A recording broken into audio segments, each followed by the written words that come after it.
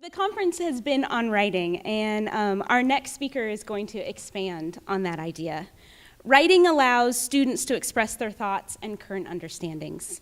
And an important part of this process is the giving and receiving of feedback, and the subsequent improvement that takes place in response to that feedback.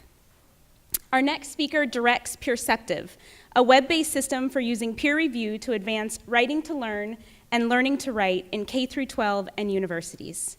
He received his PhD from Carnegie Mellon University in psychology.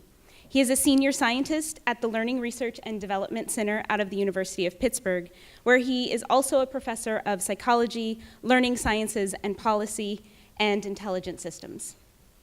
His research interests include STEM reasoning and learning, including developing curricula that integrate science, engineering, and math, which is a pretty big task, and the neuroscience of complex learning, as well as peer interaction and instruction, engagement and learning, and academic peer review and peer exchange of teaching resources via the web.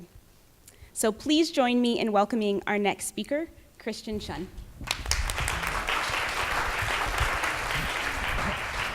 Thank you. So, thank you very much for the invite.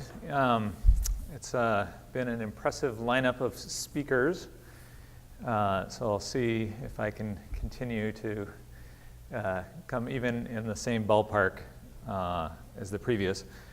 As I was thinking about how to build upon what they had done, I thought it's probably too late today to begin to write poetry, so I was not able to squeeze that in. If I had been given maybe a week's notice, I could have tried something.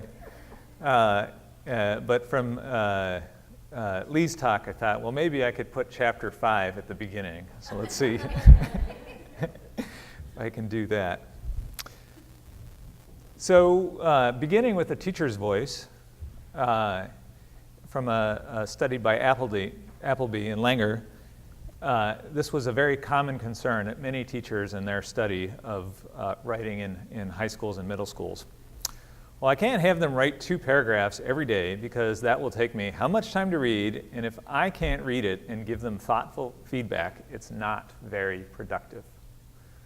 So this is the issue that comes up in all the curricular work that I do, where we come and try to insert very rich tasks where we're having students do something more than bubble in an answer or just put a number at the end. How will they respond to that rich performance? And this is really not a new problem. It's been around. I would guess since we had a quill and we could have students who could write responses, there have been people wondering how they would provide feedback on all that. To me, this really is a fundamental structural bottleneck to great instruction. And I would guess one of the major reasons why our students are not succeeding in writing overall. So the last time that NAEP looked at writing was 2011, and both at 8th grade and 12th grade, we had the large majority of our students in the US at basic or below basic in writing. And if we're thinking about college readiness, writing surely is part of college readiness. That, you know, is this a rosy picture of the proportion of our students that are really not college ready across the nation? Now, we likely could get magical writing instruction that with, 1 or 2 writing moments per year, they would become much better. I'm not going to hold out for that silver bullet. I think the problem fundamentally is that our students don't write very often. Here's from a national study by Appleby and Langer, and they looked at writing that occurred in English, science, social science and math. It's relatively rare overall, and especially the longer pieces, even in English class, don't happen very often. And if you look at classroom time, how much time students spend writing during class across the disciplines, even in English, it's quite rare, actually. So I just don't know how you will get to a different outcome if you don't have students write way, way more often. Okay, so how are you going to do that? I don't think the economists will have a solution where if we pay teachers more, suddenly they will include a lot more writing. There just aren't enough hours in the day. There's got to be a different strategy. So peer assessment or peer review is a strategy that I think can do a lot of work in that it's not requiring more time out of the teachers to provide feedback. The students can carry a lot of the load. And just to get some shared language on it, for me, peer assessment or peer review has got two critical elements. One is the ratings part. You've got a rubric, and they're producing an evaluation on that rubric, and usually on a number of components. And then there are the comments. The students are asked to give both evaluative comments and constructive suggestions on each other's documents. And there's all sorts of ways that you could organize that, and you could even have that take place productively in kindergarten. I've seen some very nice peer commentary strategies on kids supporting each other on writing development. You know, like that's a nice O, except for you did this other thing wrong.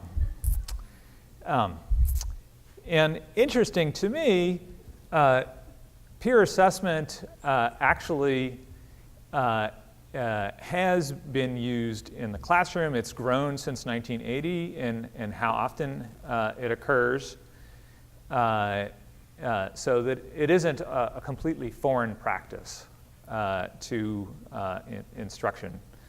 But I'm going to talk about ways that we could do it more and to do it more effectively.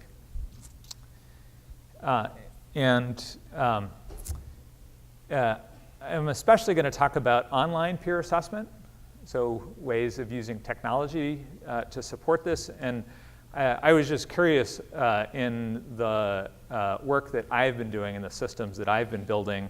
I looked over the last 5 years to see, I had started doing work only at the college level because, back in the Stone Age when I started this process, only college students had regular access to the internet. But looking at what percentage of the users of my system came from high schools, last year it was 50% of this is at high school. So I think this is now a technology that's coming of age for K-12. And I was also curious, in 2 of the high schools that we've been working with that are using peer assessment across the curriculum, they've just, with principal support, said, let's try and do it in as many classrooms as we can pull it off. On the left is a charter school, and on the right is a traditional public school. And here are the set of courses in the last classes in the last year that have incorporated peer review at those 2 schools. And you'll see a lot of ELA in that, English 9, 10, 11, AP English language, but you also have social studies, things in science and mathematics. So in the IMP program that they have at the school, they're using peer review regularly for the writing that they do in that math curriculum. So I just wanted to make sure We have all our math friends are not tuning out at this moment. This is relevant to you. Okay, so I suspect as you're sitting there experiencing your post-lunch food coma, and here's this person telling you you could just assign way more writing and make the students grade each other. And you're thinking, you know, what's my department head going to say? What's my principal going to say? That sounds very shady. And really, there's this elephant in the room that needs to be named. And elephants are complex beasts. As we talk about elephants, there's different things we might talk about. So we might talk about the validity problem, like, wait, the students who don't really know this stuff are going to give each other good feedback. The feasibility, how I'm going to make sure they're all going to try and take this seriously. And then, of course, the learning outcome. Like, even if I could pull this off, is this really going to lead to new outcomes? Okay, so these are the things that I want to talk about today. What is the research telling us about these things? And also, best practices. I've been doing this for a while. What have we found that, you know, are the key issues that you need to solve in order to make this work? Because, like all things worth doing, they can be done poorly. Okay, so let's start off with best practices. There's 3 messages that I want to give you on that point. That regardless of how you're going to pull this off, I think you'll want to find a way to address these. The first is anonymity to peers. It's not anonymity to you as the teacher or you know, other stakeholders. It's that when students are giving each other feedback, there's a lot of reasons why their names need to be kept out of the process. It's an issue that we have at all ages, that when we're looking at somebody and they ask for advice, you're like thinking quietly, do I tell you you're not wearing any clothes, or do I tell you what you want to hear? And especially in middle school and high school, the social dynamics are, for many kids, the most important part of their life. In school, the academics is a secondary issue. And so telling it like it is causes all sorts of concerns for them, whereas anonymity removes that entirely. And that's very easy to do with electronic reviewing. And there's a bunch of systems out there that you could use to handle that aspect. They submit it, it gets passed around without their names. There's a lot of technologies that handle that. That's like a solved problem now. Okay, the second piece that I want to talk about is the issue of structure. So you just hand somebody a product and you say, what do you think? Students who are still trying to make sense of the discipline are not being well positioned to provide sensible feedback. They really need to be given structure around how do we give feedback on what aspects are we going to give feedback. And so that's both guidance on the comment contents. How should I comment? On what dimensions should I comment?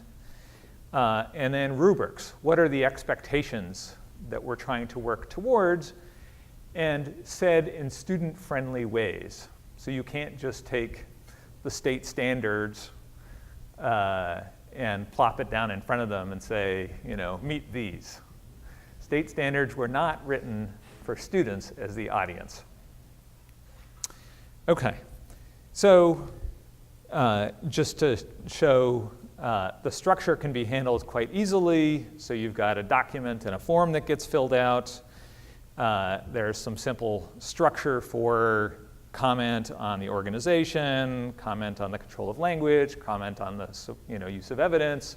It's all easy enough to do. And then rating rubrics that break down, a 7 is a this, a 6 is a this. It's all pretty straightforward. To illustrate the use of non-friendly rubrics, Here I am showing you the rubric used by expert graders in AP Language and Composition. There's a lot going on there. First of all, so to wrap your mind around, I've got a document in front of myself and I'm holding it up against these paragraph anchor statements that have all these different things going on simultaneously is problematic. And then there's a whole bunch of words that really mean nothing as a set of standards in here, and I'm going to highlight them in terms of evaluating. Sophisticated, thorough, impressive, effective, convincing, wide range, more mature. Without having lots of examples and support, those things just don't mean anything. How can you look at a thing and say this is more mature? More mature than what? For AP, this is fine. They train their experts and they go with tons of examples. This is what they mean. But in terms of handing it to a student and say, now evaluate, a complete waste of time. And then those can be translated by breaking them into their component dimensions, right? Rather than holistic on all these things. Now let's pay attention to the thesis. Now let's pay attention to the particular rhetorical strategies that a person has identified. On the high end, you need to have multiple things that you found, and they need to be the more subtle, hard to find things. Going a little bit further down, you might find a couple, but you've named only the obvious ones. This now becomes much more clear and concrete what is being looked for, and now students can do that. Okay, and now the third element is accountability. So anonymity is very important, but now it causes a flip problem, which is, the cat's away and the mice will play. Why should I do anything other than a short generative positive? Looks good. So in order for this to be a good learning opportunity, in order for the feedback to be worth receiving, there needs to be some effort put into them, and something valued must be at stake. So that might be your reputation. So in academia, peer review, it's not for money, it's not for grade, it's for your reputation. You don't say, looks good in your journal reviews. That's just not going to fly. Among the high school students, reputation, academic reputation is probably not what you're going to do. You'll probably want to tie it to grades. A bad review equals a bad grade. You need to have some skin in the game. And this can be done through some spot checking by the teacher. So you sort of randomly poll, and if you catch them phoning it in, then they get downgraded that. Or there's some algorithms that can automatically evaluate the quality of their reviewing that take into account the way in which the author is making use of the feedback received. So just give you an example of that. If you ask the recipient of the feedback to evaluate the comments and then provide some explanation as to why they found it helpful. So here's an example of a supportive comment, and the author found this quite helpful and explains why they found it helpful, as opposed to an unhelpful comment. Note, ironically, whenever people comment about spelling and grammar, they tend to have a spelling or grammar error in their own comment. And the students are quite articulate about why a comment is not useful. I just don't understand what you're talking about. That doesn't relate to the assignment that we're working on. They really have a good sense of what is helpful and not helpful, and you can use that to feed into a grade, and now the reviewer has to take the task seriously. If they're not being helpful, they'll get poor ratings, and then their grades will go down, and now they're going to take that seriously. Okay, so with that pragmatic advice, that you've gone to anonymous peer review, you've provided some structure, and you're holding students accountable, what can we get out of that if you're following these best practices?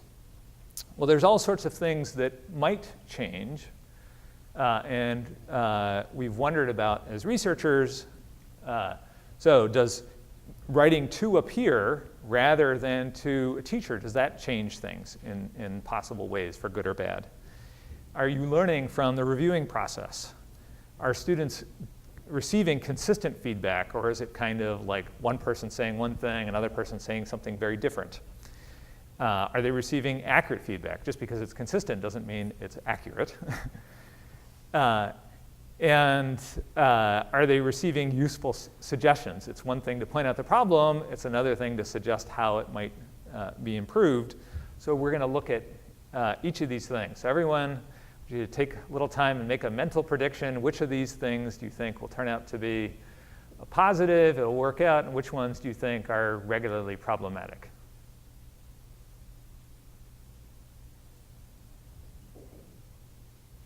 And, you know, don't think about the generic kid. Think about your kids in your classroom.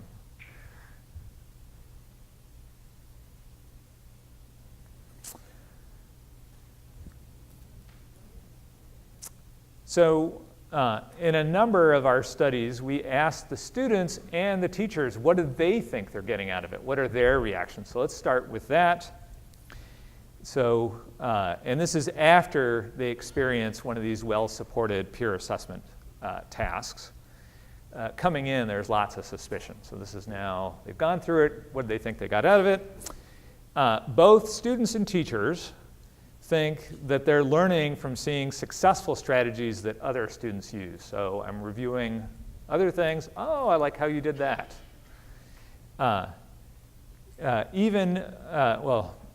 Just as consistently, they're saying, I'm also learning from seeing errors or weaknesses in other students' work. Oh, it is problematic when you write really boring prose. I thought,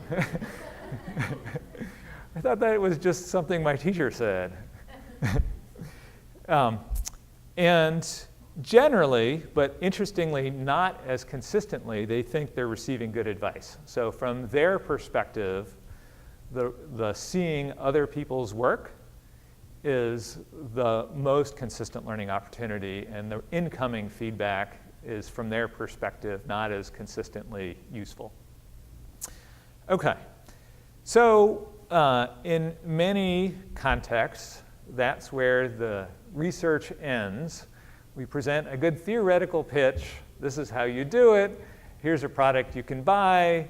And then there's a few teacher testimonials and student testimonials. But I'm usually a little more skeptical than that. You might call me the doubting Thomas. So that looks kind of like a miracle. How does that work? So let me tell you about the last 12 years of my own research and some surprising findings as I played the doubting Thomas in this that came out of this.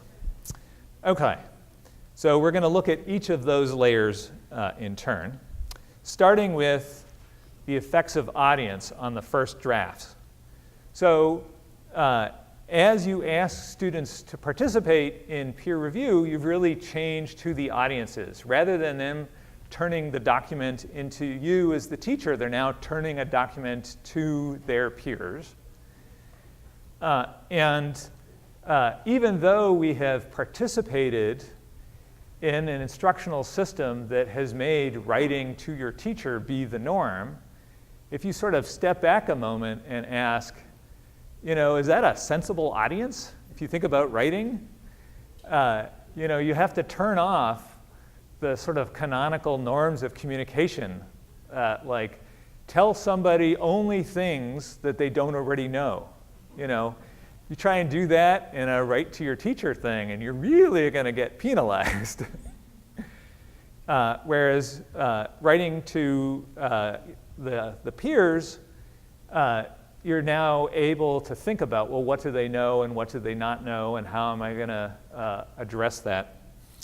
So it's not that one is a perfect audience and the other is a complete non-audience. I just think it's a stronger audience, more of an audience effect on writing when you write to peers. So how does that play out?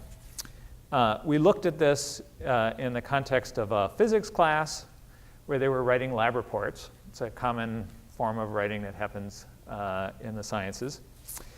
And the students either wrote to their peers or they wrote to the teachers. They were told, you know, only your peers are going to grade this, or only the teacher is going to grade this. And then after the activity went, we then collected all the documents and had experts rate them all, blind to condition. And what we found is the very first draft in all sections of the document was better when they wrote to their peers than when they wrote to their teachers. Even though you might have thought the reverse, like I'm going to write to my peers and they'll like anything. You know, it's like Mikey, he'll eat anything. But in fact, both the quality of their science, having thought it through, and the way they explained it and set it up and interpreted across the board better when written to peers. Okay. So now let's turn to the next layer. You're asking them to do work that they don't normally do, that is, provide feedback. Is that actually a learning opportunity, or is this just cheap labor, right? If it's only cheap labor, well, we do all sorts of crazy things to students, and I guess it wouldn't be the end of the world if you know, they'd get all this great feedback and they'd have more writing opportunities, and I'll just feel slightly guilty about all that cheap labor if they're not learning it. But it would be ideal if they actually learned from that experience. And so I'm going to talk about several studies that looked at this to kind of pull it apart. So the first is a very interesting and I think kind of extreme study where they had a group of students who wrote at the beginning of a term, at the end of a term, timed essays, and they looked at the growth in these timed essays. And one of the groups did no writing of their own during the whole semester. They didn't do any writing. All they did was give feedback to others. And then the other group did writing and received feedback. And then they wrote another thing and received feedback. This sort of traditional, I write, I get feedback, I write, I get feedback. So it's a pretty extreme contrast. And what they found was both groups improved, but actually the givers group, their own writing improved the most. They did no writing of their own. All they did was give feedback, and yet their writing improved the most. Okay, so what's going on? What is it about that complex task of giving feedback that might be so powerful? Well, maybe it's just the fact that you get examples. So you're just looking at examples. So here in this study, they tried to pull that apart. They divided the students into 3 different groups. One did the reviewing of 3 example papers. So everyone got the same papers to review in that group. And then they wrote. The second group, they just read the example papers. They didn't have to evaluate them. They didn't have to provide any comments. All they did was look at the examples, and then they wrote their own paper. And then the last group did no reading or reviewing of example papers. They just were given the writing task, and they went straight to it.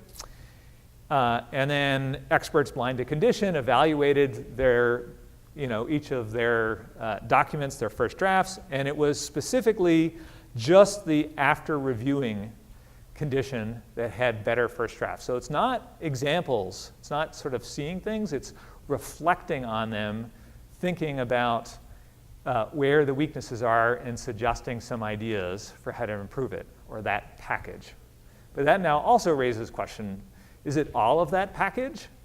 Could it be that it's just the thinking about it critically, looking at examples with a critical eye, or is it the constructive aspect? This is how I would improve it.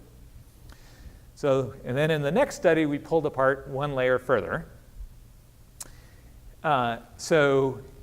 Here, we divided this into one group that rated 5 papers, and they only did the ratings using the rubrics. No comments necessary. So here are the detailed rubrics, look at the documents, evaluate them. The other group had to do the ratings and provide constructive feedback.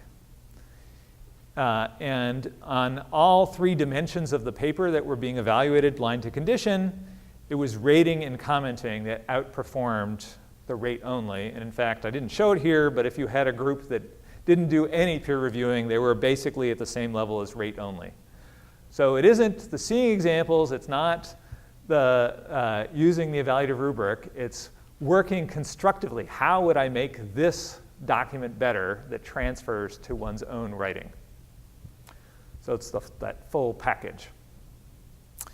Okay, so hopefully I've now persuaded you it's not just cheap labor, that it actually is an instructional activity to help others improve their writing.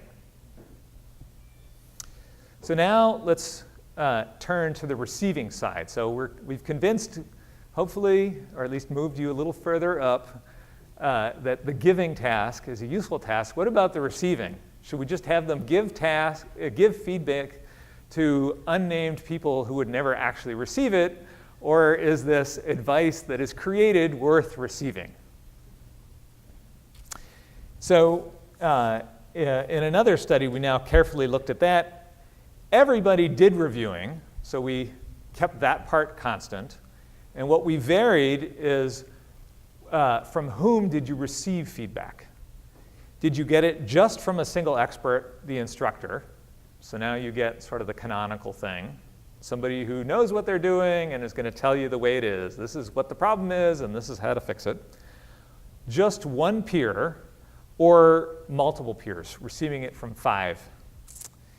And we looked at this in a variety of ways. One was to look at what kinds of revisions were done. Did they do lots of little typo fixes? Like you might worry about that in what peers will pick up is only on the lower level stuff, and then you only make those lower level changes. Or will you do real complex revisions, changing whole paragraphs, that sort of thing. So we counted all the changes, and actually the simple changes, there were the most of those in response to the single expert, relatively little from single peer, and a medium amount from multiple peers, but still not as much as for the expert. But when it comes to the complex repairs, really substantively changing the document, it was the multiple peer case that stood out, that there was the case they were really willing to do something substantial to the document. Okay, so that's the first step, being willing to make changes. But were they good changes? Just because you change a document doesn't mean you made it a better document. So we had an outside expert evaluate first and second drafts, blind to condition. And this is the gain score from the first draft to the second draft. And basically, in the single expert and single peer conditions, the documents didn't really change noticeably in quality.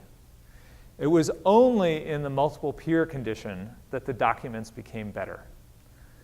So it really was the case that they were now more willing to make substantive changes, and they were sensible changes. And when we dug into this, there's a whole bunch of things going on. Peers are more likely to provide the feedback sandwich of combination of praise and criticism. Teachers were a little bit more likely to just go straight to the beef. And a little bit of that combo package is motivating for students to consider going back at the document. And in part, it's about articulating comments at a level at which the students are at. So this is a common finding, especially as you go up into more complex discipline-based stuff. The teacher becomes basically blind to what kinds of language is approachable and what kinds of language is not approachable. So the more you know, it's hard to imagine what it is to not know. The more math you know, the harder it is to imagine what kinds of math students don't know and do know. And the same within science, and the same within history. And so teachers would say really wonderfully articulate things, and then there would be the Charlie Brown cross-translation. And a number of the substantive changes that the students made in response to that actually made the document worse. They just misunderstood the advice being given, and that's much less likely to happen when peers are articulating the advice. Okay, so learning is lovely, feedback received is useful, but every now and then you have to generate some grades. To what extent can we rely on those ratings produced by the peers? Is that something that is sensible? Well, there's a couple of layers to this to think about. One of them has to do with the power of multiple. So just like in receiving comments, when you get comments from multiple people, it's harder to shake off this consistent theme. You know, if one person or just your teacher says your organization sucks, you know, you're like, stupid teacher, what a hard ass. What do you know anyway? But if everyone's saying, you know, I'm not following you, you know, even the more stubborn students are like, I'm noticing a pattern here. That power of multiple applies to ratings as well, and sometimes this is called the wisdom of the crowd. So when you have a lot of ratings produced, the average turns out to be quite accurate. So for example, if we got a temperature rating from everyone here, how warm is this room? It's very likely that the average would be within 0.5 degree Fahrenheit of the true temperature. It's kind of a cool result. And the same thing happens if you're having students rate. If they start off at a mediocre reliability, as long as there's some signal, averaging across them and looking at the reliability of that average rating, the more students are participating to produce that average, the more reliable, the more consistent that mean is. It's a pretty intuitive thing, you know. Get more ratings, it just becomes a more stable thing. How many you need to get depends on how reliable you're starting with. So if you're starting at a mediocre level, you might need to get to 4 reviews before you get to an acceptable level of reliability. If you're starting lower than that, it might take 6. If you're starting higher than that, it might only take 2. It kind of depends on the particular rubric and how reliable your students are there. This is just a simple mathematical result. Take an average of more ratings, it becomes a more reliable tool. Now, what actually happens as we have the kinds of systems that I'm talking about? In the last week, I looked at over 2,000 instances of, in a particular class, a particular rubric got used, what was its reliability? It's the nice thing of having a system that gets used broadly. I can go and say, oh yeah, I can look at 2,000 classes, great.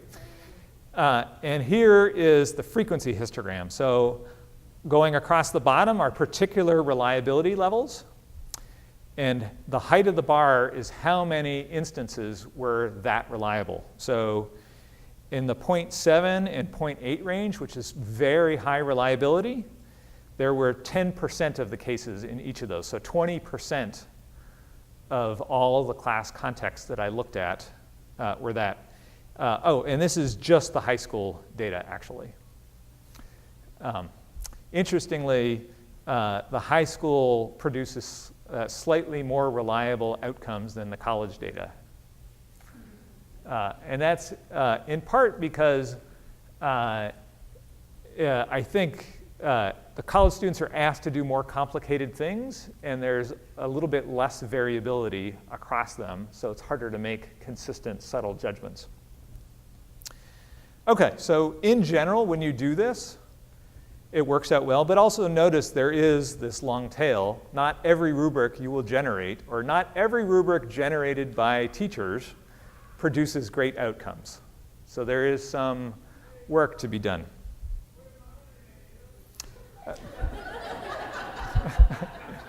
All right. I thought the hecklers would be in the back, that way, not the back that way. So why are there, in some cases, lower reliability? Well, it turns out the main problem, the most consistent problem, is lack of variability across papers. If you have an assignment in which your students actually are doing quite well across the board, they're all getting high numbers, there's relatively few students that are producing weaker products, it's very hard to consistently make small distinctions. There needs to be real variability. And I think it's also intuitive.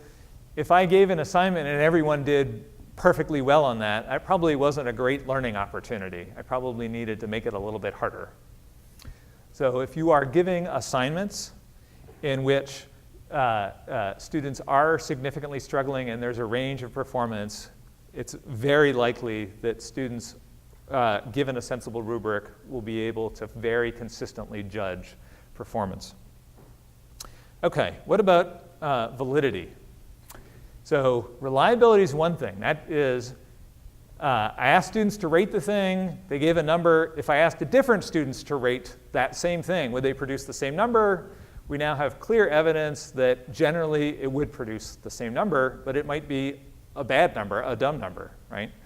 If I told them, count the number of words, and if it's more than a certain number of words, give it an A, that probably will generate a very reliable estimate, not necessarily a valid estimate.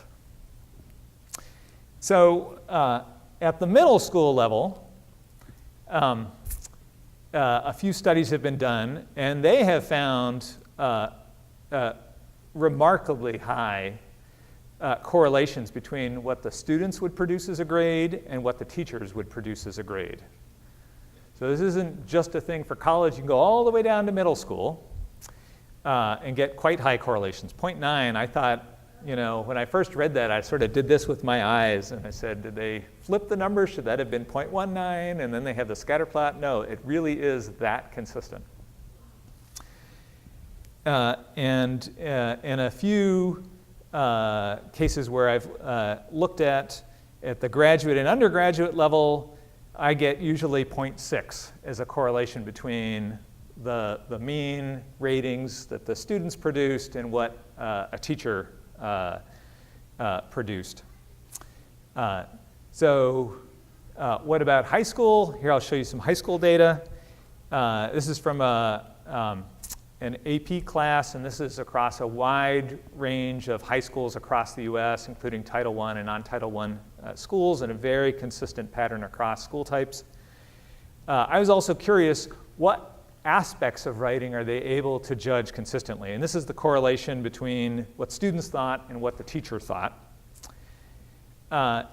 And I've divided the rubrics here into the more high-level aspects of writing, identifying the argument, talking about the quality of the evidence, explaining the evidence, and then the lower aspects, just how well is it organized, the control of language, the sophistication of the language, the following of the conventions, and across the board consistent and high. So it isn't that it's only for the really easy things that students can do this. It really is the case that if you're giving them a sensible assignment for which they have a shot at producing it, they can very consistently judge the quality of others. This is actually an interesting phenomena across ages in developmental psychology, that we generally can judge in others things before we can consistently ourselves do that. And that's actually kind of surprising to a lot of people when they, especially if they think about peer review. Like, I just read your document and you suck. And you're going to be the one to evaluate me? No way. But in fact, it isn't logically true or necessary that you need to be able to do it yourself before you can judge it reliably in others. In fact, it goes the other way. Okay, so what about correlations with the outside experts? It's one thing for students and teachers to be on the same page. Maybe they're all drinking the same juju juice, I don't know. Here we had AP graders, multiple ones, grade the documents, and then we looked at the correlations between what students thought and the experts thought and what teachers thought and the experts thought.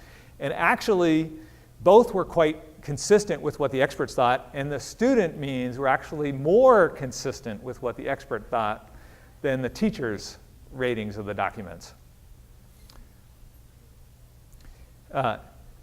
And the consistency is so high, actually, in this data that the College Board, for a variety of reasons, won't go that way. But they could just fire all their expert graders and just use peers. This is the level of consistency that they pay a lot of money for to get. And they don't do better than this. OK, and now under what circumstances is the validity a little lower? So I have looked across a big data set. Sometimes the correlations of what the students say and what the teachers say is great, and sometimes it's not. Are there any patterns? Well, it turns out the reliability of judgments, how consistently they're generating, is the best predictor of validity.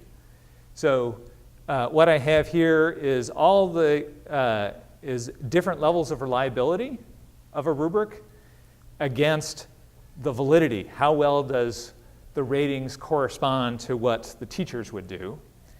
And when we get into that upper range of reliability, that 0.7, 0.8, where there's a lot of cases, the correlations with what the teachers would generate are consistently high. So if all you got were, for this assignment that I just handed out, the students are agreeing with each other generally, it's very, very likely that they produced valid ratings. And you could do some spot checking, but generally it's not necessary. Those will be very likely to be consistent. The other interesting thing here is even in the low consistency cases, the correlations with what teachers think is not a disaster. And this is a very interesting property that they find actually also in artificial intelligence. If you take an average of a variety of algorithms that you've produced, including some that are really bad, taking an average across these different perspectives produces a not bad answer. So if you have students who are each seeing part of a larger scene, like I only can see this part, and I only can see this part, and this other student can only see this part, averaging across them produces an OK estimate. So even if they're not agreeing, there is some value in averaging across them. OK, so let me summarize the things that we've talked about today. So one, trying to argue that peers are actually a better audience than teachers, that that's a more authentic to the nature of what writing and communication is across all sorts of kinds of writing. That the commenting task is not cheap labor, it is itself a learning task, a very powerful one. Students find multiple peer comments as helpful and persuasive, that multiple coming together, looking for consistency. Peer ratings can be really amazingly reliable if you've got good rubrics and there is meaningful variability across the products that are being evaluated. And peer ratings can be remarkably valid. At the same level of we can actually use those and fire all the experts. And maybe you guys can come up with a company scheme where that's actually what you do with your students. Generate a little income on the side. And that's especially the case when it's reliable. So if it's reliable, then it tends to be valid. OK, so now I'd like to reframe your choice as you're thinking about this from not an efficient, necessary alternative, where you're thinking of your students as a kind of evil mini-me. So this is the way that I can do that writing that I felt so guilty about not doing. Well, I just bring in them, and they're the cheap alternative. That instead, I think of it as a required empowerment. We should instead be asking, why are you not giving your students the opportunity to learn this way? Because this is a very powerful way to learn. So rather than the thing we should be feeling guilty for doing, we should be feeling guilty for not doing it. Okay, thank you.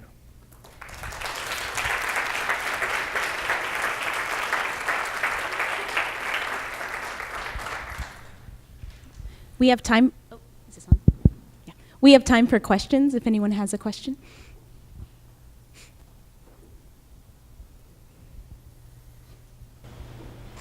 I have a few questions just about some of the statistics you provided, just to make sure I'm clear. Sure. When you say the main problem is lack of variety, when you're talking about the high reliability of peer rating, you're talking about variety in student responses? Like the quality of student responses. If everyone's basically a 5, nobody can reliably make distinctions amongst documents. Okay, that's what I thought. And a second, just to follow up with that, on the validity charts and graphs that you were sharing, it was the teacher versus middle school grades with the R value of 0.91. That's right, yeah. The middle school grades, it obviously wasn't one single middle grade student score, right? It was at the mean of the entire class grade or the mean of the 5? It was a mean of multiple. Okay. That paper is actually interesting in that they also found that self-assessments with a sensible rubric were also remarkably accurate. And one more while I have the mic then. You put up all the different programs that you can use in the classroom. Are there one or two that you would suggest over others?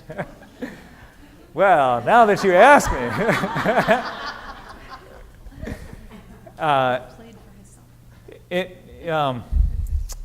So they each have different aspects, just to have them up.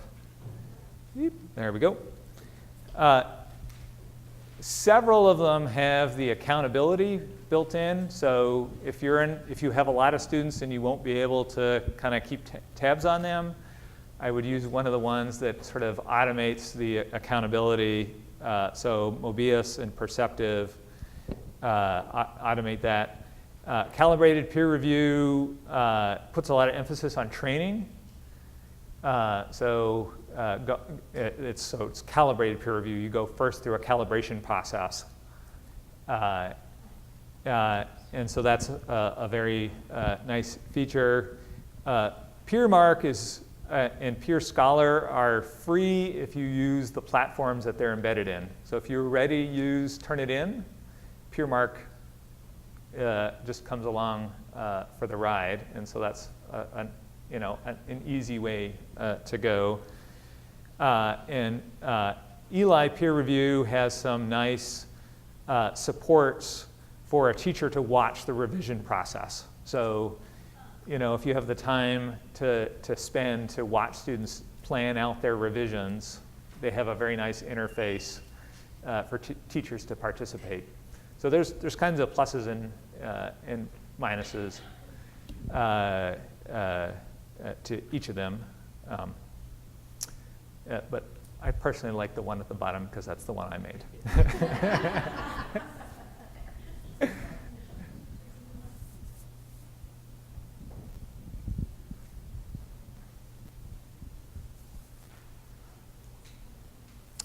Yes? I'm wondering about the teacher being able to use the formative assessment to inform their instruction coming up. So one of those platforms you said has the teacher can sort of watch to see what's going on, but how would you recommend teachers get a feel for where individual students or whole groups of students are when they're not doing that close work with the text? Is it the data that's going to guide them, or? Yeah, there's a number of interesting strategies. I've been working a lot with Amanda Godley on how teachers innovate with this kind of approach and how they can be best positioned to be instructional leaders using this approach. And there's a couple of strategies that you can use. One is you get some diagnostic data on which dimensions are students struggling with, and then you can look at the high conflict cases, like show me all the papers where the students have very different opinions about the quality of this document, and that becomes a very nice teachable moment. Like, let's bring that document and those comments to the whole class conversation and see what's the evidence to support this interpretation of quality, what's the evidence to support that interpretation of quality. And so that allows you to quickly pick useful instructional pieces without having to look at everything.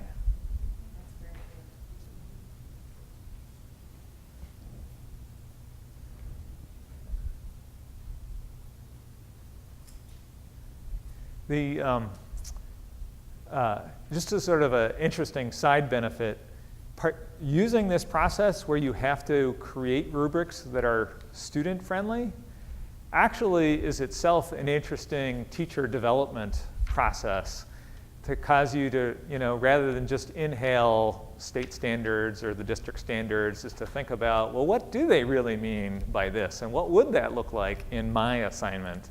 And is this a thing that a student could even demonstrate here? So going through that process either alone as a group of teachers, I think is itself a very interesting activity. And just as our team, as we create some new writing assignments, for example, we've been doing a lot of work in science to create writing assignments that science teachers would find fit within their mandate. There's a lot of writing assignments they don't think fits within their mandate. And then think about what are the content opportunities in these kinds of writing assignments. We've had a lot of very interesting discussions about seeing new opportunities that we hadn't even seen before that are going on in responses. Yeah.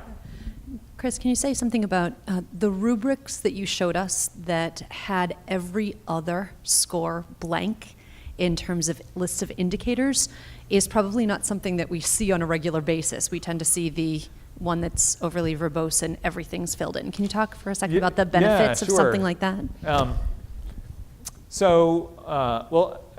A number of school systems use like a 4-point scale, and then they fill those in. So you can think about a 7-point that has blanks in between is really a 4-point scale that allows you to peg something that's a halfway. So think about it as a 4-point scale with halfways. There's this tension about having an anchor that is detailed enough to be meaningful so that it doesn't have vague words like, advanced and outstanding or developing, or, that it's got some meat to what does it mean on that dimension to be at this level. But then it can become quite long as you try to explain what every word means. And then if you try and do that at 7 different levels, it's actually a whole reading assignment just to look at the rubric. And then to keep in mind the document you're evaluating and this complicated rubric is really just overwhelming.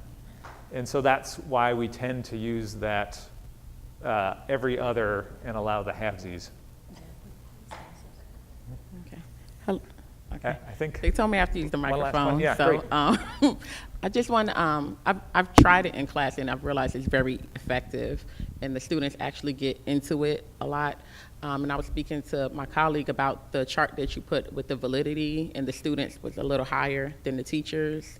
And I was expressing that in my class, the students, like, they get just downright petty at some point. And I'm like, okay, hold on, wait a minute. Well, that's actually a question. She can put a question mark at the end, like every little thing becomes, something for them to critique. So they really get into it. But then, as you said, on the flip side, then their paper pops up. And you're like, all the things you were saying, you did it in your paper. So it's like they know it, but they don't always practice it. Yeah. But it's a really good thing to use because the students really do get into it. And at the end, I asked them, well, what are some things you learned that you should avoid or that you should incorporate? And they really can come up with things based on their mistakes, their peers' mistakes, and even their strengths. So just a testimony. Okay, great. Yeah, thanks. It does remind me of another thing that we've seen. There's One commenting style is marginalia, like you get the document and you write on the side and sort of directly write on. And then the other style is end comments. So I was showing you primarily end comments. So I go to the end and I say, okay, big picture, this is what's going on. People find marginalia more natural, like just let me write on the thing, and that's sort of easier to do. However, a number of people have found that when you give students the marginalia approach, they tend to focus on little things, and they don't pay attention to like there's no argument. Fixed your commas, there's still no argument. So that's why we generally encourage the use of marginalia, end comments at the end, to direct students' attention to the big picture stuff that really most influences whether their writing is strong and supporting their content development in the discipline. Yeah.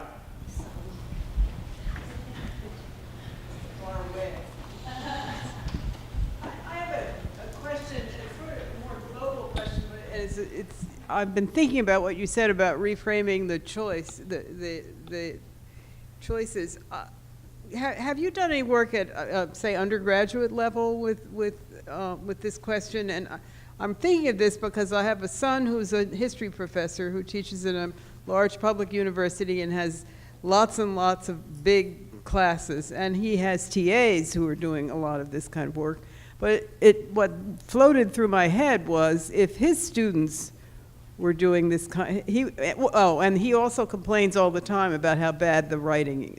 He says they come to me and they can't write, and I can't teach all 250 of them. But his mission in life is to improve writing. Yeah, no, that's actually where I started. I was a teacher of the 200 lecture course, and I had one half-time TA who was affectionately referred to as the Scantron monkey. And I just felt guilty for participating in an educational system that didn't allow for any writing at all. Richard Aram's national study showed that the center colleges, so like throw out the fancy pants colleges, but the sort of bread and butter colleges, on average, students show no improvements in writing from freshman to senior year. 0, no improvement. And that is outrageous.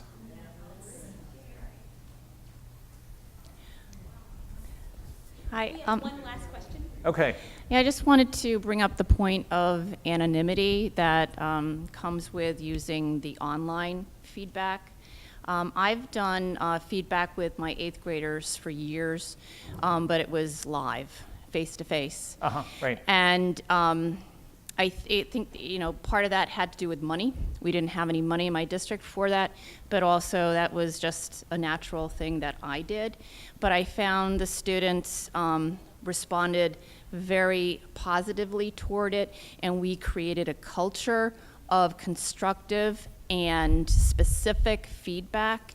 And I feel like that real conversation is something that they took with them to high school and then to college, because in the end, that's what we want them to be able to do in real life, is have those conversations. Mm-hmm. So, and learning how to be responsive without just being a yes man or being an angry, bitter person. Right. There is an important life skill around how to give and receive feedback without there being tears that is productive. And I don't want to discourage the use of the student conferencing, the sort of a group gets together and talks about a document, and that in some ways supports the revision process as well. So I would instead say supplement it. Do them both. That's perfectly reasonable. But sometimes you get kids and they're now in 10th grade or 11th grade and they haven't had that culture, and in your particular context, the threat value, the stress that's just in the school around the dynamics of who's allowed to say what to whom. In that context, you can go to the online peer review and transitions quite well. But I agree, if you could build up and then have a mixture of the in-class and the online. The other advantage of the online is a lot of class time is preserved. You can still have them do rich assignments and do the peer review out of class time. You sort of start the process in class, get them on the same page as to what this looks like, and now this turns into a homework activity.